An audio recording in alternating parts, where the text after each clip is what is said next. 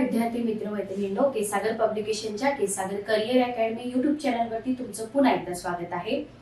तलाठी भरती परीक्षा, पोलीस भरती परीक्षा, नगर परिषद असेल किंवा इतर तुमच्या सरळ सेवा तर्फे भरल्या जाणाऱ्या ज्या काही परीक्षा असतील, अशा सगळ्याच परीक्षांसाठी जनरल नॉलेज हा जो भाग आहे खूप जास्त इम्पॉर्टंट आहे. आणि जनरल नॉलेज साठी तुम्ही जितकी तयारी कराल तितकी तयारी तुमची कमी आहे. पण आपले जे पुस्तक आहे जनरल नॉलेज नवीन एडिशन, ज्याच्यावरती आपण काही डेमो लेक्चर्स घेत आहोत, तर जवळजवळ 3 ते 4 सेशन आपले इथे कंप्लीट झालेले आहेत. तर या पुस्तकामधून 100% तुमची प्रिपरेशन होऊन जाईल. तर डेमो लेक्चर्स झाल्यानंतर पुस्तक घ्यायला विसरू नका. इथं आपण प्राचीन भारत, मध्ययुगीन भारत काही सेशन घेतोय.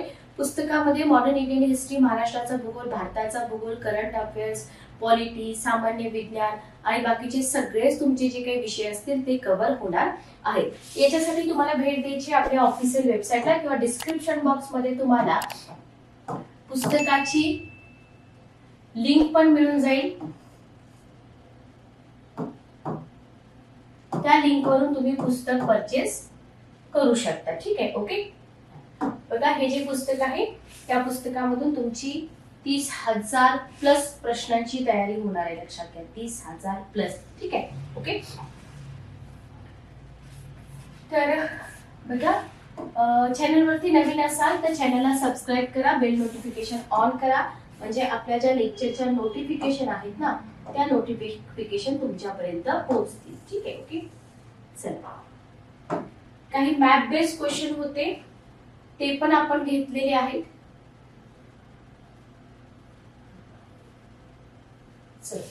आय थिंक 328 नंबरचा आपला हा क्वेश्चन चालू होता.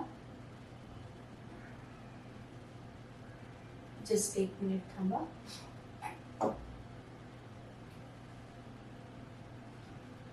क्वेश्चन झालेले आहेत. महादंडनायक बरोबर आहे. ओके.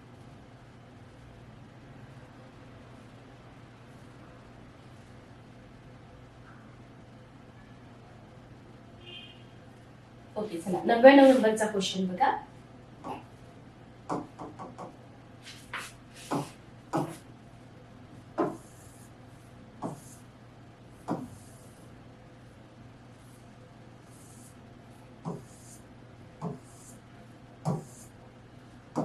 चला बघा, आजच्या लेक्चर मधला पहिला प्रश्न. गौतम बुद्धांच्या मूर्तीची पूजा मान्य असलेला व बोधिसत्वाची कल्पना स्वीकारणारा बौद्ध धर्मातील पंथ कोणता? पहिला ऑप्शन आहे हीनयान, दुसरा ऑप्शन आहे महायान, तिसरा ऑप्शन आहे श्वेतांबर, चौथा ऑप्शन आहे दिगंबर. तर आता इथं बघा, जस्ट एक मिनिट थांबा. श्वेतांबर आणि दिगंबर हे जे आहे ना, हे तुमचे इथंच एलिमिनेट होतील, कारण हे बुद्धिझमशी रिलेटेड नाहीये, हे जैनिझमशी रिलेटेड आहे. बरोबर, हे दोन ऑप्शन तुमचे इथंच एलिमिनेट होतील. तर गौतम बुद्धांच्या मूर्तीची पूजा मान्य असलेला बोधिसत्वाची कल्पना स्वीकारणारा हीनयान नसून बौद्ध धर्मातला महायान हा पंथ आहे. लक्षात ठेवा, कोणता पंथ आहे? महायान. ठीक आहे, ओके. नेक्स्ट क्वेश्चन बघा. बौद्ध धर्मीयांच्या 3 महान ग्रंथांपैकी 100 नंबरचा क्वेश्चन बघा. बौद्ध धर्मीयांच्या 3 महान ग्रंथांपैकी, म्हणजे बौद्ध धर्माचे 3 महान ग्रंथ आहेत. इथे लक्षात ठेवा, या 3 महान ग्रंथांपैकी दोघांची रचना पहिल्या धर्म परिषदेच्या वेळी करण्यात आली होती. हाही पॉइंट लक्षात ठेवा. विनय पिटकाची रचना गौतमांच्या डॅश डॅश या शिष्याने केली, उपाली या शिष्याने केली. तर सुत्त पिटकाची रचना करणाऱ्या गौतमांच्या शिष्याचं नाव काय होतं? महाकश्यप, आनंद, तिस्स का मिलिंद? क्वेश्चन मधूनच तुमचे 3 ते 4 क्वेश्चन बनतात. तर इथे जर आपण बघितलं तर विनय पिटकाची रचना उपाली, सुत्त पिटकाची रचना आनंद. Okay, clear. चला, भरपूर इन्फॉर्मेशन देणारे क्वेश्चन आहेत. वैशाली येथे भरलेल्या धर्म परिषदेत बौद्ध धर्मीयात फूट पाडून महायान, हीनयान हे 2 पंथ निर्माण झाले. कोणत्या धर्म परिषदेत म्हटले? पहिल्या, दुसऱ्या, तिसऱ्या, चौथ्या? तर बघा, वैशाली इथं भरलेली जी दुसरी धर्म परिषद होती, काल आपण धर्म परिषदेवरती भरपूर क्वेश्चन पण बघितलेले आहेत. तर दुसऱ्या धर्म परिषदेमध्ये बौद्ध धर्मियामध्ये फूट पडली आणि हीनयान आणि महायान हे 2 पंथ जे आहेत ना ते इथं आपल्याला निर्माण झालेले दिसून येतात. ठीक आहे, ओके, क्लिअर. 102 नंबरचा क्वेश्चन बघा. क्वेश्चन आहे, पाटलीपुत्र येथे भरलेल्या तिसऱ्या धर्म परिषदेमध्ये, म्हणजे तिसरी धर्म परिषद पाटलीपुत्र येथे भरली होती, हे आपल्या इथं रिवाईज झालेलं आहे. तर तिसऱ्या धर्म परिषदेच्या वेळी कथावथू या ग्रंथाची निर्मिती करण्यात आली. एका पाखंड्याची मते खोडण्यासाठी ही निर्मिती केली गेली. त्या पाखंड्याचे नाव काय होते? बिंबिसार, तिस्स, मिलिंद, कुमारिल भट्ट. बिंबिसार, तिस्स, मिलिंद, कुमारिल भट्ट. उत्तर काय आहे? तिस्स. लक्षात ठेवा. Okay, clear. नेक्स्ट क्वेश्चन बघा. बौद्धांचे बहुतेक धर्मग्रंथ पाली, सिंहली, संस्कृत, प्राकृत. संस्कृत तर सर्वसामान्यांना समजत नव्हती भाषा, बरोबर. तर बौद्ध धर्माचे सगळे धर्मग्रंथ, म्हणजे बहुतेक, सर्व नाही, पाली भाषेमध्ये आहेत. लक्षात ठेवा. कोणत्या भाषेमध्ये आहे? पाली भाषेमध्ये आहे. 104 नंबरचा क्वेश्चन घ्या. महावंश आणि दीपवंश बघा. महावंश आणि दीपवंश हे जे धर्मग्रंथ आहेत कोणत्या भाषेमध्ये आहेत? आता आपण बघितलं की जास्तीत जास्त धर्मग्रंथ कोणत्या भाषेमध्ये आहेत? संस्कृत मध्ये नाहीयेत, पाली भाषेमध्ये. पण काही धर्मग्रंथ जे आहेत ना ते सिंहली भाषेमध्ये पण आहेत, जसं की महावंश आणि दीपवंश. हे कोणत्या भाषेमध्ये आहेत? सिंहली भाषेमध्ये. ठीक आहे.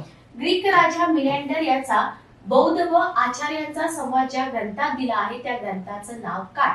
बघा, ग्रीक राजा मिलिंडर याचा बौद्ध आचार्यांचा संवाद ज्या ग्रंथात दिला आहे त्या ग्रंथाचं नाव मिलिंदपन्नो, अभिधम्मपीठक, धम्मपद, दीपवंश. 105 नंबरचा क्वेश्चन. उत्तर काय येईल बघा? मिलिंदपन्नो. बरोबर, उत्तर काय येईल? मिलिंदपन्नो. खालीलपैकी कोणते विधान चुकीचे आहे? खालीलपैकी कोणते विधान चुकीचे आहे? मौर्य राजांनी बौद्ध धर्मास राजाश्रय दिला. मौर्य राजांनी बौद्ध धर्मास राजाश्रय दिला. गुप्त राजांनी बौद्ध धर्मास राजाश्रय दिला. ग्रीक राजा मिलिंडर याने बौद्ध धर्म स्वीकारला आणि राजा हर्षवर्धनानेही बौद्ध धर्मास हातभार लावला. 106 नंबरचा क्वेश्चन. उत्तर काय येईल बघा? खालीलपैकी कोणते विधान चुकीचे आहे? बघा, इथं जर आपण बघितलं तर इथं आपलं उत्तर काय येऊन जाईल? गुप्त राजांनी बौद्ध धर्माला राजाश्रय दिलाय का? नाही. पाठीमागच्या बऱ्याच क्वेश्चन मध्ये हा पॉइंट आपण बघितलेला आहे. सो इथं मौर्य राजे होते, बौद्ध धर्माला राजाश्रय दिला, हे बरोबर आहे. मिलिंडर यानं बौद्ध धर्म स्वीकारला, हेही बरोबर आहे. हर्षवर्धनानं पण बौद्ध धर्माला प्रसार लावायला हातभार लावला होता, हेही बरोबर आहे. पण लक्षात ठेवा, जे गुप्त राजे होते ना त्यांनी बौद्ध धर्माला राजाश्रय दिलेला नाही. Okay, clear. चला नेक्स्ट क्वेश्चन बघा. पुढचा प्रश्न. आय थिंक आता इथे आपले प्राचीन भारताचे क्वेश्चन संपतील आणि मध्ययुगीन भारत चालू होईल. ओके,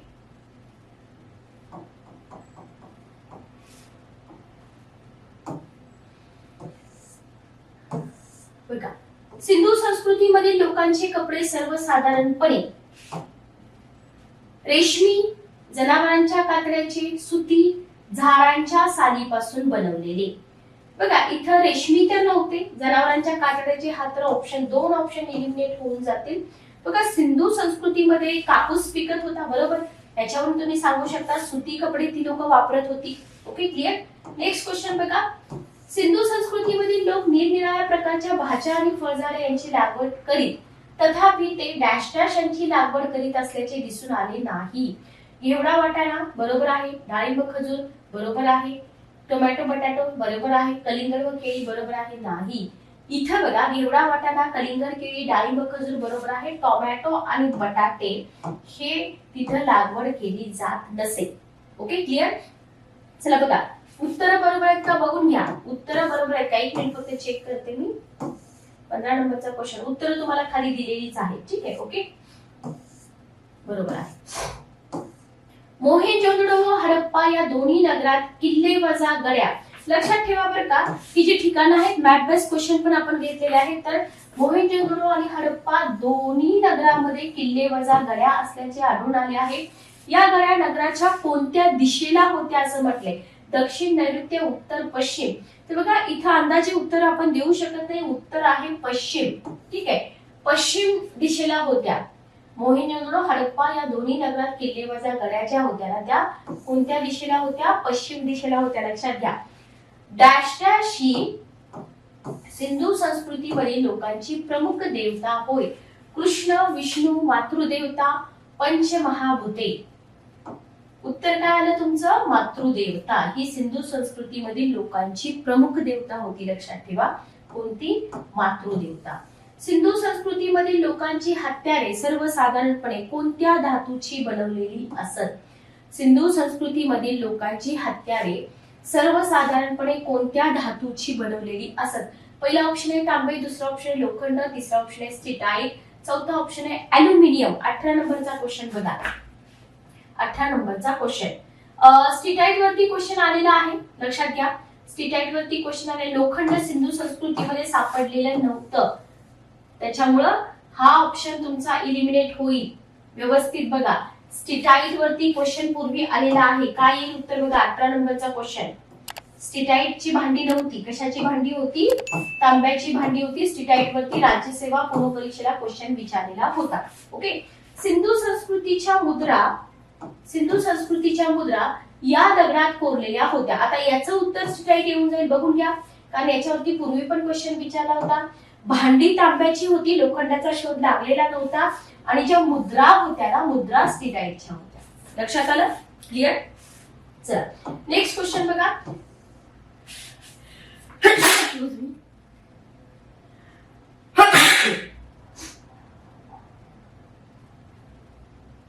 सिंधू संस्कृती मधली लिपी तुम्हाला विचारली. ऑलरेडी याच्यावरती मी क्वेश्चन घेतलेले आहेत. डावीकडून उजवीकडे नाही. आजची देवनागरी लिपी तर नाहीच नाही, ब्राह्मी लिपी पण नाही. उजवीकडून डावीकडे लिहिली जाईल. ठीक आहे. सिंधू संस्कृतीमधली जी लिपी होती ती उजवीकडून डावीकडे लिहिली जात होती. सिंधू संस्कृतीतील लिपी चित्रलिपी होती, बरोबर? ओके. देवनागरी तर आजची देवनागरी येईल का? नाही येणार उत्तर. चित्रलिपी होती. ओके. चला नेक्स्ट क्वेश्चन बघा.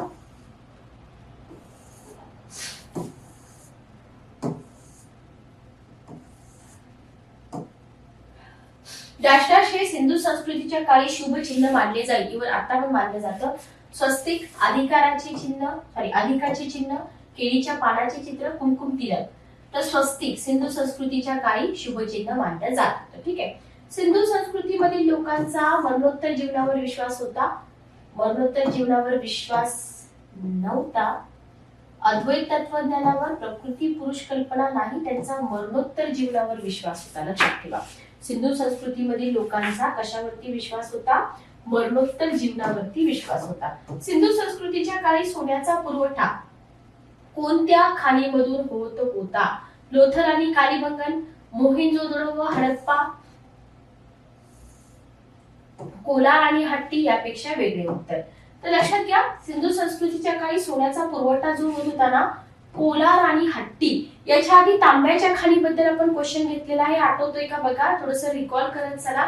कोलार आणि हट्टी. ठीक आहे. ओके. 25 नंबरचा क्वेश्चन बघा.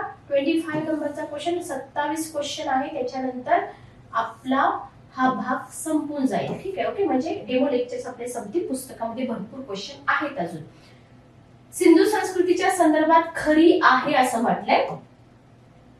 पडदा पाळावा लागत असेल, चुकीचं आहे. ग्रामीण संस्कृती होती नाही, नागरी होती, बरोबर? त्याच्यामुळं इथं तत्कालीन लोकांना त्यांची हत्यारे लोखंडापासून बनवीत. लोखंड तर इथं नव्हतंच, बरोबर? लोक पूर्णतः शाकाहारी होते, हेही चुकीचं आहे. ना 1 ना 2 ना 4, 3 ना 4. ठीक आहे. म्हणजे सगळेच विधान चुकीचे आहेत. ठीक आहे. ओके. चला, खालीलपैकी कोणते विधान चुकीचे आहे? मोहेंजोदडो व हडप्पा येथील बरीचशी घरे दुमजली असून काही घरे 3 मजली पण होती. मोहेंजोदडो व हडप्पा येथील प्रत्येक घरात स्नानगृह असे. सिंधू संस्कृतीमधील सांडपाण्याची व्यवस्था आदर्श होती, बरोबर आहे. खडी होती का? खडी टाकून पक्के केलेले होते का रस्ते? नाही, हे चुकीचं आहे. बाकी 2 मजली 3 मजली घरं तिथं होती. हा पॉइंट तुम्ही लक्षात ठेवा. घरामध्ये स्नानगृह होतं, सांडपाण्याची व्यवस्था पण होती. ओके. प्राचीन भारतातला शेवटचा क्वेश्चन घ्या. सिंधू संस्कृतीच्या काळी वाहन म्हणून डॅश डॅशचा वापर होत असे. बैलगाडी, घोडागाडी, खेचरांची गाडी, उंटांची गाडी. ठीक आहे. बैलगाडी. ओके. बैलगाडीचा वाहन म्हणून वापर होत असे. लक्षात घ्या, इथं आपले प्राचीन भारताचे बरेचसे क्वेश्चन झालेले आहेत. चला नेक्स्ट क्वेश्चन आपण घेऊया. पुढचे प्रश्न आहेत आपले मध्ययुगीन भारतावरचे. बघा हा सेक्शन आहे दुसरा मध्ययुगीन भारताचा.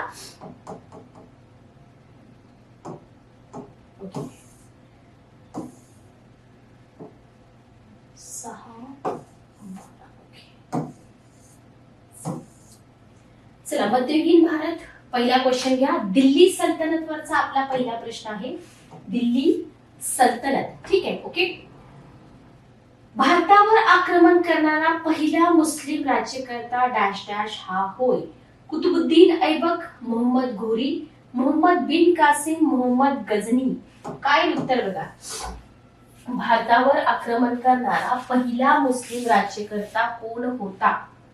चला कुतुबुद्दीन ऐबक, मोहम्मद घोरी, मोहम्मद बिन कासिम. मोहम्मद बिन कासिम तर इलिमिनेट करून टाका, त्याचा आणि आपल्या उत्तराचा काहीच संबंध नाहीये.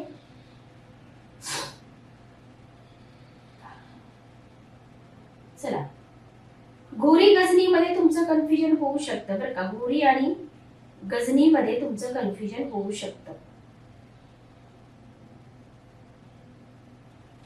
बघा पहिला मुस्लिम राज्यकर्ता मोहम्मद बिन कासिम होता. ठीक आहे. इथे कुतुबुद्दीन ऐबक हा गुलाम होता हे तर नाही येणार, राज्यकर्ता नव्हता तो. घोरी गझनी मध्ये तुमचं कन्फ्युजन होऊ शकतं पण हे उत्तर नाहीये. उत्तर आहे मोहम्मद बिन कासिम. तर भारतावर आक्रमण करणारा पहिला मुस्लिम राज्यकर्ता होता मोहम्मद बिन कासिम. ओके. नेक्स्ट क्वेश्चन बघा. भारतात पहिली मुस्लिम सत्ता स्थापन केली. मोहम्मद घोरी, मोहम्मद गझनी, मोहम्मद तुगलक का चंगेज खान? चला पहिली मुस्लिम सत्ता विचारलेला आहे तुम्हाला. पहिली मुस्लिम सत्ता कोणी स्थापन केली?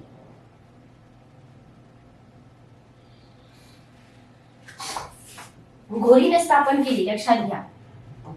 पहिली मुस्लिम सत्ता जर कोणी स्थापन केली असेल तर ती मोहम्मद घोरीने स्थापन केली. ठीक आहे. ओके. आक्रमण केलं होतं मोहम्मद बिन कासिमनं, सत्ता स्थापन केली होती घोरीनं. ठीक आहे. मोहम्मद घोरीने गझनीला परतण्यापूर्वी बघा मोहम्मद घोरीने गझनीस परतण्यापूर्वी डॅश डॅश यास आपला भारतातील प्रतिनिधी म्हणून निवडले. तर या मोहम्मद घोरी जो भारतातील पहिली मुस्लिम सत्ता स्थापन करणारा होता त्यानं कोणाला प्रतिनिधी म्हणून निवडलं? कुतुबुद्दीन ऐबक, इल्तुतमिश, मोहम्मद गवान, मोहम्मद घोरी. कुतुबुद्दीन ऐबक. ठीक आहे. कोणाला? कुतुबुद्दीन ऐबकला काय केलं होतं? इथं भारतातील प्रतिनिधी म्हणून नेमलेलं होतं. कुतुबुद्दीन ऐबक हा मोहम्मद घोरीचा डॅश डॅश होता. भाऊ होता, जावई होता, पुतण्या होता का गुलाम होता? कुतुबुद्दीन ऐबक हा एक गुलाम होता, लक्षात ठेवा. कुतुबुद्दीन ऐबक हा गुलाम होता. तुम्हाला असं वाटेल की मॅडम फास्ट घेतात पण हे सोपे क्वेश्चन आहे त्याच्यामुळे मी थोडस फास्ट घेते. ठीक आहे. ओके. कुतुबुद्दीन ऐबक यास डॅश डॅश असंही म्हणत. लखबक्ष किंवा लखदाता, कामबक्ष, खुदाबक्ष, नामबक्ष. तर बघा कुतुबुद्दीन ऐबकाचं आणखी एक नाव होतं ते होतं लखबक्ष किंवा लखदाता. ठीक आहे. ओके. नेक्स्ट क्वेश्चन बघा. कुतुबुद्दीन ऐबक याने अजमेर येथे बांधलेली मशीद कोणत्या नावाने प्रसिद्ध आहे? आणि इथे जेवढ्या पण मशिदींची नावं दिलेली आहेत त्याच्यावरती राज्यसेवा पूर्व परीक्षेला क्वेश्चन येऊन गेलेले आहेत, लक्षात घ्या. अढाई दिन का झोपडा, बडी मशीद, मोइनुद्दीन चिस्तीचा दर्गा, जामा मशीद. तर बघा कुतुबुद्दीन ऐबक जो आहे ना त्यानं अजमेरला कोणती मशीद बांधली होती? अढाई दिन का झोपडा. किंवा अढाई दिन का झोपडा ही मशीद कोणत्या ठिकाणी आहे, कोणी बांधली, असेही उलट क्वेश्चन तुम्हाला एक्झाम मध्ये विचारले जाऊ शकतात. ठीक आहे. ओके. क्लिअर. चला नेक्स्ट क्वेश्चन आपण बघूया.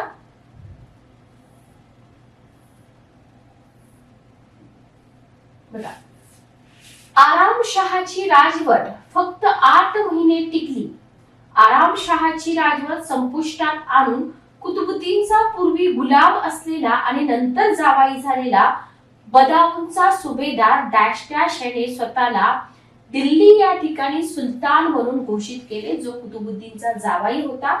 पहिला ऑप्शन आहे इल्तुतमिश, दुसरा ऑप्शन आहे रुकनुद्दीन फिरोज, तिसरा ऑप्शन आहे नासिरुद्दीन कुबाचा, चौथा ऑप्शन आहे अलीमर्दन खिलजी.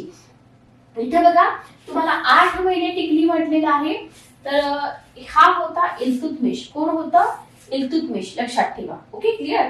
पण इथे एक गोष्ट लक्षात ठेवायची तुम्हाला की हा कुतुबुद्दीन ऐबकचा कोण होता. ओके, नेक्स्ट बघा, कुतुबुद्दीन ऐबक याच्या कारकिर्दीत ज्याचे बांधकाम सुरू झाले तो कुतुब मिनार. म्हणजे कुतुब मिनारचं जे बांधकाम आहे ते कुतुबुद्दीन ऐबकाच्या काळामध्ये चालू झालं होतं. लक्षात ठेवा.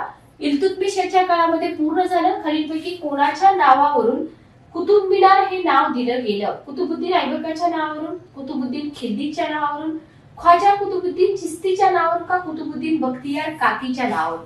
8 नंबरचा क्वेश्चन तुमच्यासाठी. कमेंट बॉक्स मध्ये उत्तर द्या. चला, कुतुबुद्दीन बख्तियार काकीच्या नावावरून. बरोबर. ओके, चला, आपल्याला वाटतं कुतुबुद्दीन ऐबक, पण उत्तर ते नाही. इल्तुतमिशचा प्रतिस्पर्धी डॅश डॅश यास शेवटी सिंधू नदीमध्ये उडी घेऊन मृत्यू पत्करावा लागला. आरामशाह, नासिरुद्दीन कुबाचा, अलीवर्दन खिलजी, यल्दुश. उत्तर आहे नासिरुद्दीन कुबाचा. याच्यावरती कधी क्वेश्चन आलेले नाहीये, पण तुम्ही थोडस एक्स्ट्रा कंटेंट म्हणून लक्षात ठेवा. इल्तुतमिश नंतर डॅश डॅश हा दिल्लीच्या तख्तावर आरूढ झाला. असे क्वेश्चन तुम्हाला टाइमलाईन बेस विचारले जाऊ शकतात. तर इल्तुतमिश नंतर रुकनुद्दीन फिरोज, बलबन, नासिरुद्दीन मोहम्मद, रझिया. याच्यापैकी रझिया आणि बलबन यांच्यावर भरपूर क्वेश्चन विचारलेले आहेत, पण याचं उत्तर आहे रुकनुद्दीन फिरोज. ठीक आहे. ओके, रुकनुद्दीन फिरोजच्या कारकिर्दीनंतर कोण येतं बघा? रझिया दिल्लीच्या तख्तावर आली. किती दिवसाच्या कारकिर्दीनंतर? 7 दिवस, 7 महिने, 3 महिने, 3 दिवस.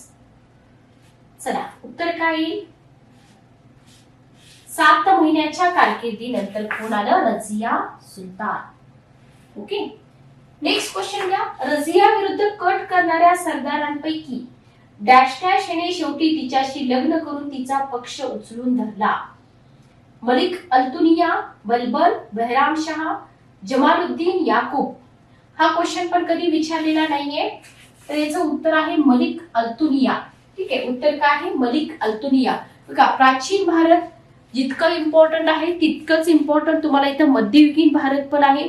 मध्ययुगीन भारतामध्ये तुम्हाला घोरी, गजनी, त्याच्यानंतर गुलाब घराणे, बरोबर, जी काही घराणे आहेत त्या घराण्यांवरती क्वेश्चन विचारले जाऊ शकतात. याच्यामध्ये रझिया सुलतानावरती क्वेश्चन आहेत, बलबन वरती क्वेश्चन आहेत, कुतुबुद्दीन ऐबकावरती क्वेश्चन आहेत. जर तुम्ही राज्यसेवा पूर्व परीक्षेचे पेपर काढून बघितले तर तुमच्या या सगळ्या ज्या गोष्टी आहेत त्या व्यवस्थित लक्षात येऊन जातील की कोणता पार्ट इम्पॉर्टंट आहे. इव्हन तुम्ही सरळ सेवा भरतीचे पण क्वेश्चन काढून बघा, तुमच्या लक्षात येऊन जाईल.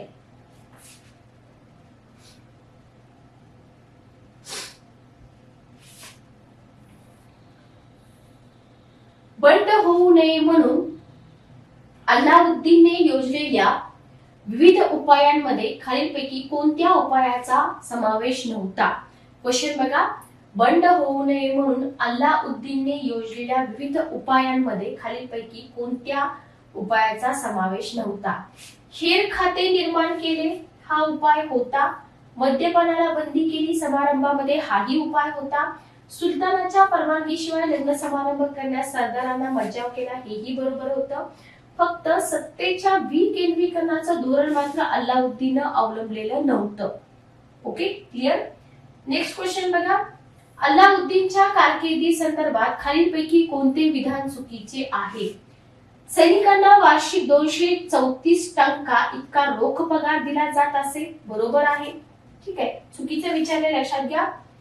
अल्लाउद्दीनने बाजारभाव स्थिर राखण्यासाठी शहाना ई मंडी आणि दिवान ई रियासत याला IMP करा. 2 खास अधिकारी विचारले जाऊ शकतात तुम्हाला. शेतसारा उत्पन्नाच्या 1/2 किती वाढवण्यात आला? 1/2 हेही बरोबर आहे. पण इथे जहागिरी व जमिनी देण्याची प्रथा मात्र अल्लाउद्दीनच्या काळामध्ये नव्हती. लक्षात ठेवा, इन्फॉर्मेशन देणारे क्वेश्चन आहे, त्याच्यामुळे हे क्वेश्चन जे आहेत ते तुम्हाला वारंवार रिवाइजच करावे लागणार आहेत. ओके, नेक्स्ट क्वेश्चन बघा, हिच्या सौंदर्याने मोहित होऊन तिच्या प्राप्तीसाठी अल्लाउद्दीनने चित्तोडवर स्वारी केली असं म्हटलं जातं. कमलादेवी, ध्रुवदेवी, दुर्गावती, पद्मिनी. बरोबर, उत्तर काय आहे? सगळ्यांना माहिती याचं उत्तर पद्मिनी. ठीक आहे. ओके, चला नेक्स्ट क्वेश्चन बघा, उत्तर बरोबर आहे का बघा. 38 नंबरचा क्वेश्चन. तुम्ही मूवी बघितली असेल ना, पद्मावत मूवी बघितली का? पद्मावत मूवी बरोबर आहे. ओके. नासिरुद्दीन खुसरू शहाचा शेवट करून दिपालपूरचा सुभेदार डॅश डॅश याने दिल्लीच्या तख्तावर आला. गियासुद्दीन तुगलक, मोहम्मद तुगलक, खिजर खान, सय्यद दौलत खान लोधी. उत्तर आहे गियासुद्दीन तुगलक. ओके. गियासुद्दीन तुगलकाच्या कारकिर्दी संबंधात खाली दिलेल्या विधानांपैकी कोणते विधान चुकीचं आहे? तुगलक घराण्यावरती पण क्वेश्चन विचारले जाऊ शकतात, लक्षात घ्या. कांपिली व द्वार समुद्र वगळता संपूर्ण दक्षिण भारत तुगलकांच्या वर्चस्वाखाली आणला. कोणी? गियासुद्दीन तुगलकाने. बरोबर आहे का? बरोबर आहे. अनेक इमारती, रस्ते, कालवे कोणी बांधले? गियासुद्दीनने बांधले. असे क्वेश्चन येतात, लक्षात घ्या. कर कमी केले पण हिंदूंना करात सवलती दिल्या नाहीत, हेही बरोबर आहे. विध्वंस केला हे मात्र चुकीचं आहे. ठीक आहे. बाकी सगळं त्यांनी केलं, हिंदूंना कर वगैरे माफ केला नाही, पण विध्वंस वगैरे केलेला इथं कुठं दिसून येत नाही.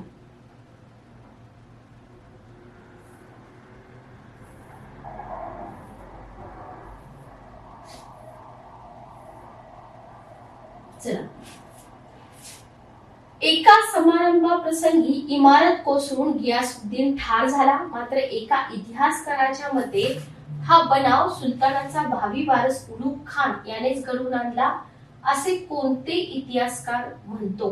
बदाउनी, इब्न बतूता, बरौनी का शेख शहाबुद्दीन?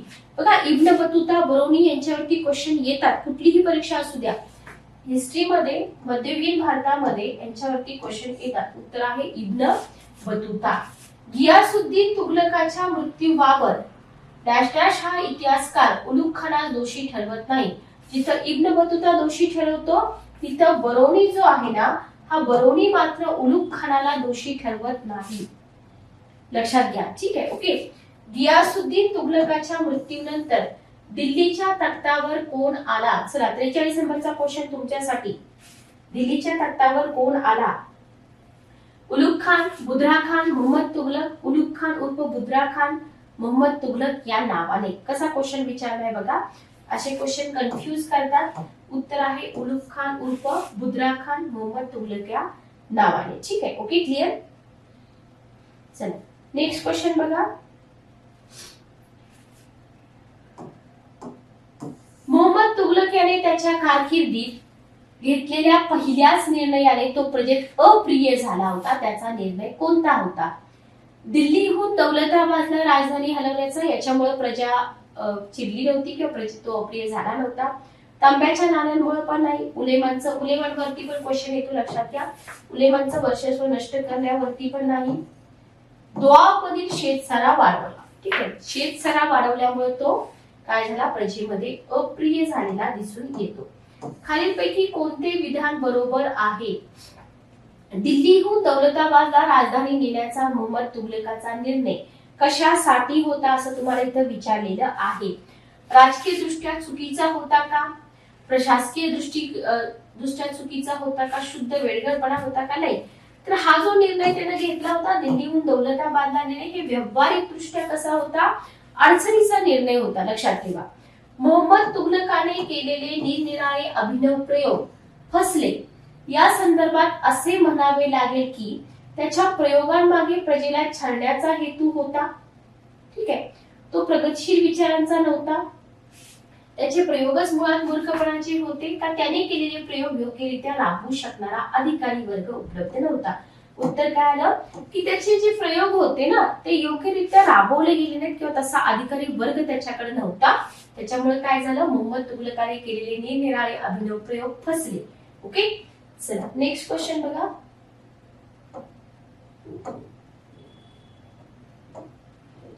चला,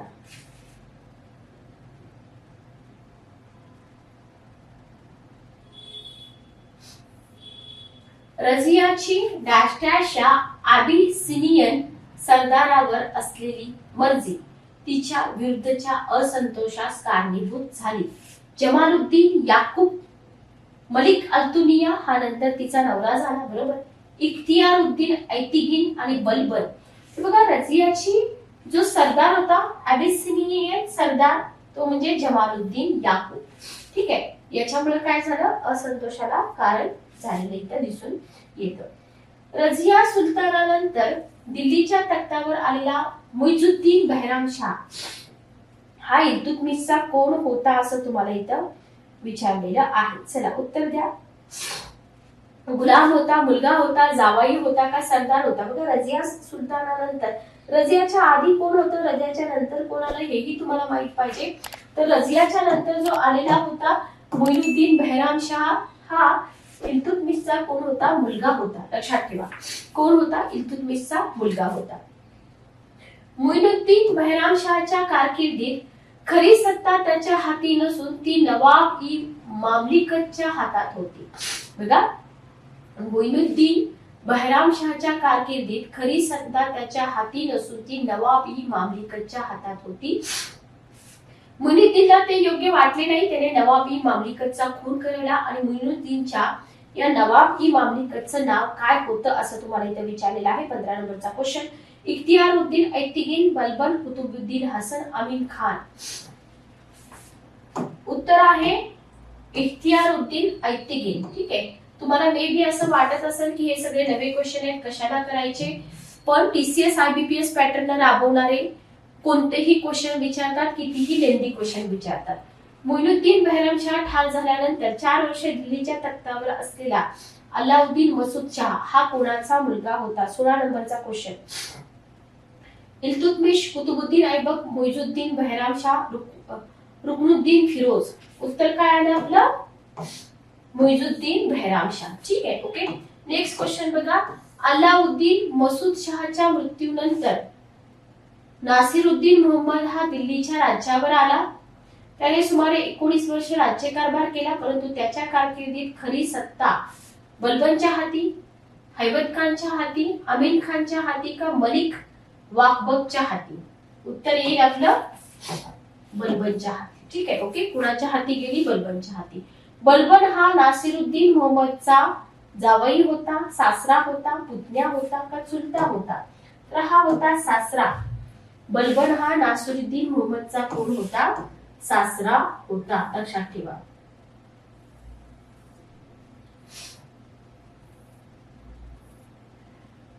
गुलाम घराण्यात एक राजा असा होऊन गेला की तो स्वतःच राज्याचा विश्वस्त समजत असे व सार्वजनिक पैशातील एक कब्दरही वैयक्तिक खर्चासाठी वापरत नसे. तो कोण होता? नसिरुद्दीन मोहम्मद, कुतुबुद्दीन ऐबक, मुइझुद्दीन बेहराम शाह, अल्लाउद्दीन मसूद शाह. काय उत्तर? चला बोला पटापट. 19 नंबरचा क्वेश्चन. आपल्याला वाटू शकतं कुतुबुद्दीन ऐबक, पण याचं उत्तर आहे नासिरुद्दीन मोहम्मद. ठीक आहे, ओके. नासिरुद्दीन मोहम्मदची इसवी सन 1246 ते 1265 ची कारकीर्द म्हणजे बलबनची कारकीर्द. ठीक आहे. मात्र या काळात एक वर्ष म्हणजे 1253 त्याला सत्तेपासून वंचित राहावं लागले. या काळामध्ये त्याचं पद कोणाकडे होतं? इमामुद्दीन रेहान, अबू बकर, उलूग खान, अमीन खान. 20 नंबरचा क्वेश्चन. इमामुद्दीन रेहान. उत्तर काय येईल तुमचं? इमामुद्दीन रेहान. डॅश डॅश या बदाऊनच्या सुभेदाराने त्याच्या नोकरास मरेपर्यंत मारले. बघा,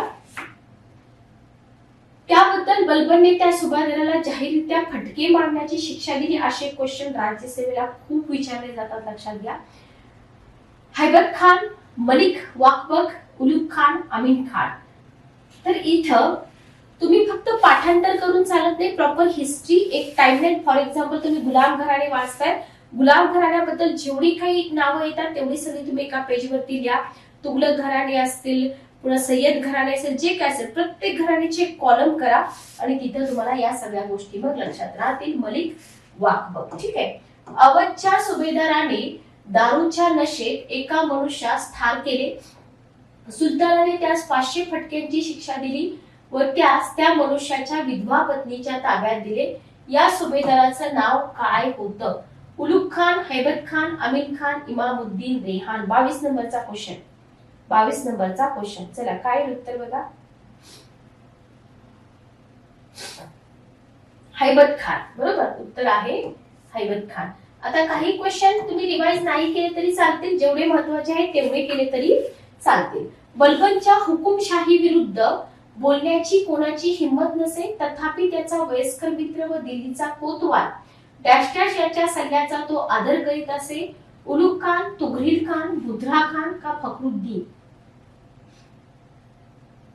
चला, उत्तर आहे फखरुद्दीन. ठीक आहे, ओके. याच्यामध्ये कॉन्सेप्ट काही नाहीये, त्याच्यावर समजावून सांगण्यासारखं काही नाही. लक्षात घ्या, तुम्हाला हे लक्षातच ठेवावं लागणार आहे. 1286 मध्ये बलबनचा एक मुलगा मंगोलांशी लढताना मारला गेला.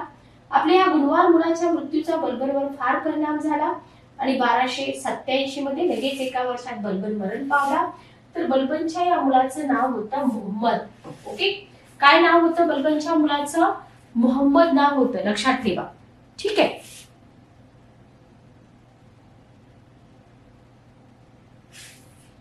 चला, नेक्स्ट क्वेश्चन बघा. पुढचा प्रश्न आहे बलबनचा मुलगा.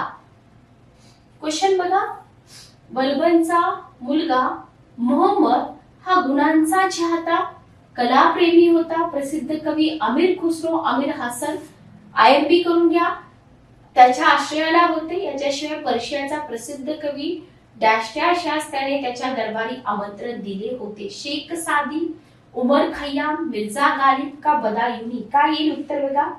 25 नंबरचा क्वेश्चन. अमीर खुसरो, अमीर हसन कोणाच्या आश्रयास होते? बलबनचा मुलगा मोहम्मद.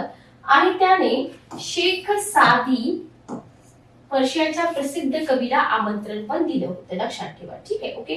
नेक्स्ट क्वेश्चन बघा. डॅश डॅश याने 40 तुर्की सरदारांचा या ना त्या प्रकारे बिमोड करून स्वतःचं श्रेष्ठत्व सिद्ध केले. बलबन, मोहम्मद, बुधरा खान, नासिरुद्दीन? उत्तर आहे बलबन. लक्षात ठेवा, बलबनने 40 तुर्की सरदारांचा या ना त्या प्रकारे बिमोड केला आणि स्वतःचं श्रेष्ठत्व जे आहे ना ते इथं त्यानं श्रेष्ठ केलेलं दिसून येतं आपल्याला. ठीक आहे. जलालुद्दीन फिरोज याने तुर्कांची सत्ता संपुष्टात आणून खिलजी वंशाची स्थापना केली. राज्यावर येते समयी तो किती वर्षाचा होता? 27 नंबरचा क्वेश्चन बघा. 16 वर्ष, 56 वर्ष, 70 वर्ष, 90 वर्ष? बघा, एज मॅटर करत नाही. 70व्या वर्षी त्यानं हे केलेलं आहे. कोणत्या वर्षी? 70व्या वर्षी, लक्षात घ्या. जलालुद्दीन फिरोजच्या काळामध्ये करा व मालिकपूर येथील सुभेदाराने अयशस्वी बंड केले, परंतु सुलतानाने त्याला क्षमा केली. त्या सुभेदाराचं नाव काय? अल्लाउद्दीन, मलिक छज्जू, उगुल खान, नसरत खान? सगळी नावं नवीन आहेत तुमच्यासाठी, लक्षातच ठेवा. उत्तर आहे मलिक छज्जू. ठीक आहे, उत्तर आहे मलिक छज्जू. प्रीमियर आहे, प्रीमियर बघत बघत उत्तर द्या कमेंट बॉक्स मध्ये. नेक्स्ट क्वेश्चन बघा. अल्लाउद्दीनने गादीवर येताना जलालुद्दीन फिरोजच्या सगळ्या मुलांचे डोळे काढले, सर्व विरोधकांचा नायनाट केला. काही विरोधकांना त्याने संपत्तीच्या आमिष दाखवून वश केलं. संपत्तीच्या लोभाने त्याला येऊन मिळालेल्या विरोधकांना त्याने प्रेमाने वागवलं, जागीर बहाल केली, मानाच्या जागा दिल्या. का? एकतर ठार मारले किंवा तुरुंगात टाकले? काय उत्तर बघा. बघा, विरोधकांना त्याने ठार मारलं किंवा तुरुंगात टाकले. विरोधकांशी कोणी चांगलं वागेल का? नाही. खालीलपैकी कोणी अल्लाउद्दीन विरुद्ध बंड केलं नव्हतं? पुतण्या अखत खान, भाचे अमीर खान व मंगू खान, सरदार हाजी मौला, सेनापती मलिक काफूर? सिंपल आहे, मलिक काफूर. बरोबर, उत्तर काय आलं? मलिक काफूर. ठीक आहे.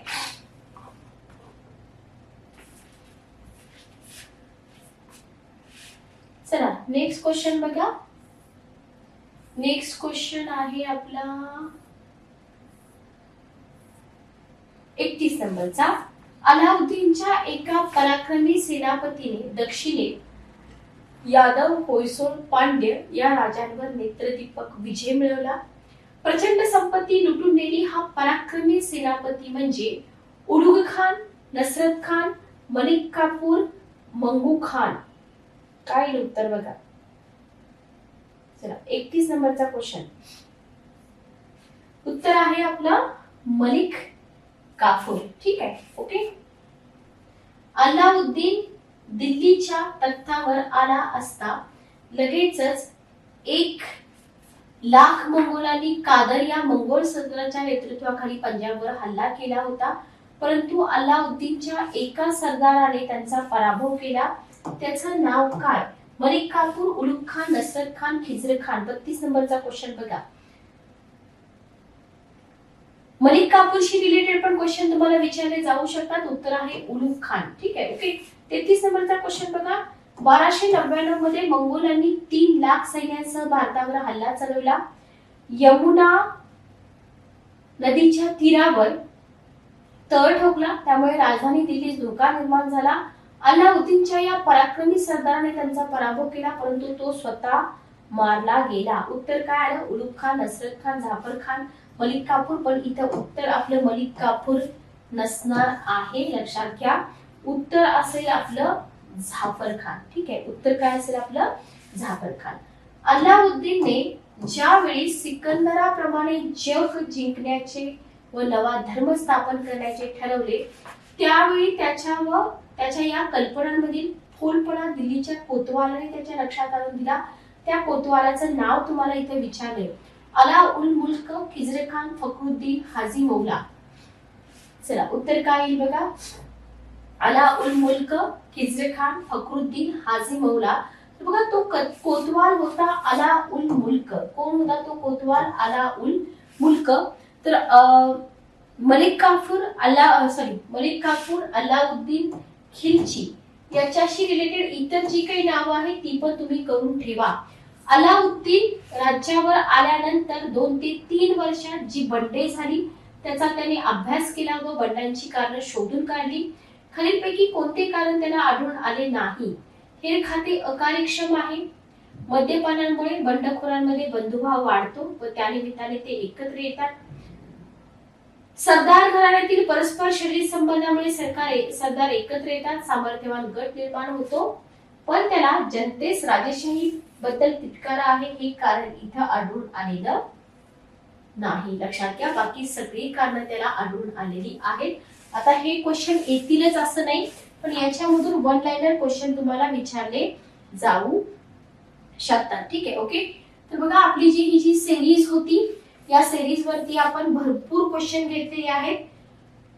बाकीचे 30,000 प्लस प्रश्न सोडवण्यासाठी तुम्ही आपल्या ऑफिशियल वेबसाईटला भेट द्या, पुस्तक मागवा, लॉग इन रजिस्टर करून घ्या. डिस्क्रिप्शन बॉक्स मध्ये पुस्तकाची लिंक मिळेल, तिथं तुम्हाला पे करावं लागतं. पे केल्यानंतर 6 ते 7 दिवसामध्ये पुस्तक तुम्हाला मिळून जाईल.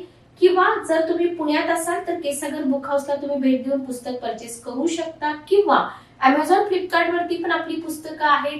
आणि तुम्ही मोठ्या सिटीमध्ये राहत असाल तर प्रमुख पुस्तक विक्रेत्यांकडे पण केसागर पब्लिकेशनची पुस्तकं मिळून जातात. सेशन कसं वाटलं कमेंट करून नक्की सांगा. तुमच्या काही अडचणी असतील, पुस्तक मागवताना काही अडचणी येत असेल तरी देखील तुम्ही विचारू शकता. चॅनलवर नवीन असाल तर चॅनलला सबस्क्राईब करा, बेल नोटिफिकेशन ऑन करा.